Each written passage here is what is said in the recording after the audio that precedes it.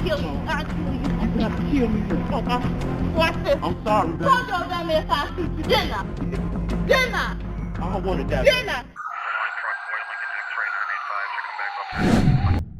Polisi dalam kedua kasus hari ini, semuanya sedang tidak bertugas saat bertemu dengan tersangka yang nekat. Kasus pertama terjadi di kota Baltimore, salah satu dari 10 kota paling berbahaya di Amerika. Sekitar pukul 15 pada tanggal 13 November tahun 2021, polisi Baltimore menerima telepon darurat dari sebuah barbershop, melaporkan seorang pria kulit hitam bersenjata masuk ke toko, menyerang pemilik toko yang sedang bekerja. Penelepon juga menyebutkan, ada seorang pelanggan yang mengaku polisi sudah menembak tersangka. Kemudian, polisi segera mengirim beberapa petugas ke lokasi. Karena polisi yang disebutkan sedang tidak bertugas dan tidak memakai kamera tubuh, mari kita lihat rekaman kamera pengintai di barbershop. Terlihat, pria berkulit hitam dengan baju putih ini adalah tersangka bersenjata. Yang duduk di kursi adalah polisi tidak bertugas David yang sedang cukur rambut. Sekarang tersangka langsung masuk ke toko, menembak tukang cukur David, lalu memerintahkan David untuk menyingkir dari kursi. Sementara David, di balik jubah cukur, diam-diam mengeluarkan pistolnya. Saat dia sampai di posisi tembak yang ideal, dia cepat mengangkat senjata dan membalas tembakan. Kemudian tersangka kehilangan kemampuan untuk melawan. Calm is a Good job, boy. Yeah. Yo, this motherfucker in a chair though. I would at least have my ass on the floor. All the police do it now. All the police. All the police do it now. Stand on the ground. Don't f***ing move. Setelah menaklukkan tersangka, petugas mengarahkan senjata ke pintu untuk mencegah kaki tangan lain masuk. Kemudian dia mengurus lokasi sambil menyuruh pelanggan untuk segera melapor. Sementara itu, kami juga memperhatikan, pria yang ditutupi handuk ini tidak bergerak sama sekali setelah mendengar tembakan. Saya kira saat itu, dia pasti berdoa agar orang jahat tidak melihatnya. Kemudian kami mengetahui, tersangka bersenjata itu adalah Carlos, 38 tahun. Pagi itu juga, dia menembak pemilik toko di barbershop lain beberapa blok dari sana, melakukan pembunuhan tingkat 1. Saat polisi Baltimore sedang memburunya, Carlos masuk ke barbershop ini, tapi kebetulan bertemu dengan petugas David yang sedang tidak bertugas. Kemudian, tersangka dan pemilik toko dibawa ke rumah sakit untuk perawatan. Tapi keduanya tidak selamat. Polisi masih belum bisa memastikan mengapa tersangka memilih target tertentu untuk diserang. Diketahui bahwa petugas David Boch telah bekerja di kepolisian Baltimore selama 7 tahun. Senjata yang digunakan adalah pistol Glock 27 yang dibawanya. Berdasarkan undang-undang yang disahkan Kongres AS pada tahun 2014, mengizinkan petugas penegak hukum membawa pistol tersembunyi secara legal saat tidak bertugas untuk melindungi diri atau keluarga mereka. Lagi pula, banyak orang di Amerika yang membenci polisi. Selain itu, di sebagian besar negara bagian, polisi yang tidak bertugas masih memiliki hak penegakan hukum. Artinya, saat menghadapi penjahat, mereka bisa mengambil tindakan dengan menarik senjata. Tapi, banyak lembaga penegak hukum tidak mendorong hal ini. Karena saat tidak bertugas, mereka tidak memakai rompi anti peluru, dan tidak bisa meminta bantuan melalui radio. Jika situasi tidak terkendali, itu sangat berbahaya. Jadi, petugas David dalam kasus ini bisa dikatakan sangat tegas dan berani. Kemudian kantor kejaksaan setempat menyatakan, tindakan penembakan petugas itu sah dan wajar.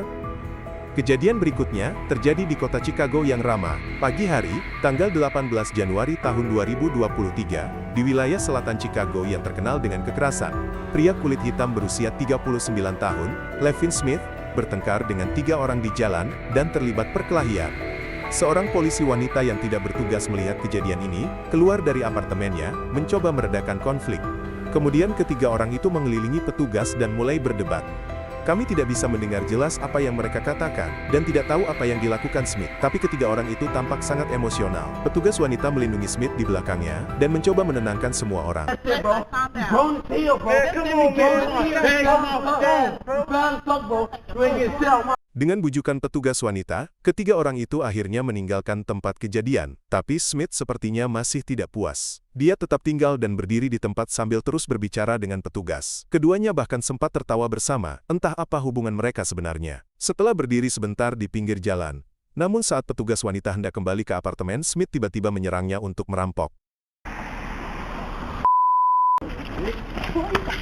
I'll kill you. I'll kill you. You got to kill me, man. Okay. Watch this. I'm sorry.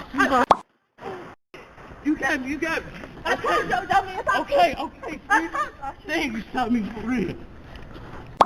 Damn, baby, I'm sorry. Okay. Let's go right now. Okay, I'm sorry. Damn, baby. Now your dumb ass go to jail. Damn, I'm sorry. Call the police. Call I'm sorry, baby. Told your dumb ass I shoot you, didn't I? Yeah, you did. Didn't I?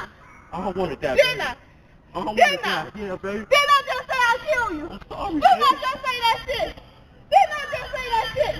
I'm Didn't sorry. I? I'm sorry. You. You just, I don't want it that, baby. Please. you. Call police, I just shot somebody. Dumb ass.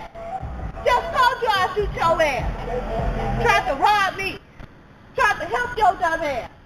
Call the police, he just tried to rob me. Smith di siang bolong berani menyerang petugas wanita di jalanan dan mencoba merampas pistolnya. Tapi petugas ini jelas orang yang menepati janji. Dia menembak Smith 3 kali. Ini rekaman dari kamera pengintai lain. Terlihat meski petugas wanita kalah postur, dia menggunakan berat tubuhnya untuk menekan Smith ke dinding, sambil berbicara untuk mengalihkan perhatiannya, dan dengan cepat menarik pistol untuk menembak. Sementara Smith terus meminta maaf, tapi tetap berusaha merampas pistol petugas. Tak lama kemudian Smith kehabisan tenaga dan jatuh. Petugas menyuruh seorang pengemudi yang lewat untuk segera melapor. Call the police, he just tried to rob me. I'm sorry, baby. Call the police. Now, you thought I was playing? I told you I'll shoot you. You took the gun from me? He tried to steal a gun from me. Call the police. That's your gun? Yes. It's Call the police. racist to you? Just let him go, man. No, call the police right now. I'm Call fucked the up. police. Damn. He just tried to rob me. He got a whole surprise. Hey, you okay, mama? Yeah. I just shot his brother. He just tried to rob me. I tried to Call the help him. police, guys. Come here, come here. I just told you I was trying to help you. I apologize, You baby. dumbass. I just tried to help you. She popped him? I told your dumbass I'll shoot you. You tried to steal my gun. Petugas wanita jelas sangat marah.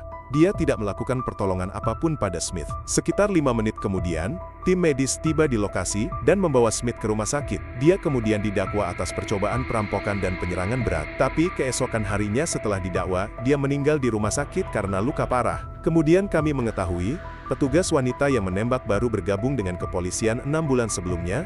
Dia kemudian diberi cuti administratif selama 30 hari, dan dirawat karena luka gores di mata kanannya. Keluarga Smith setelah kejadian menuduhnya menggunakan kekuatan berlebihan, dan menggugat petugas serta pemerintah kota, menuntut ganti rugi 10 juta dolar. Saat ini, petugas tersebut belum menghadapi dakwaan kriminal. Mengenai kejadian ini, apa pendapatmu? Silahkan tinggalkan komentar untuk diskusi.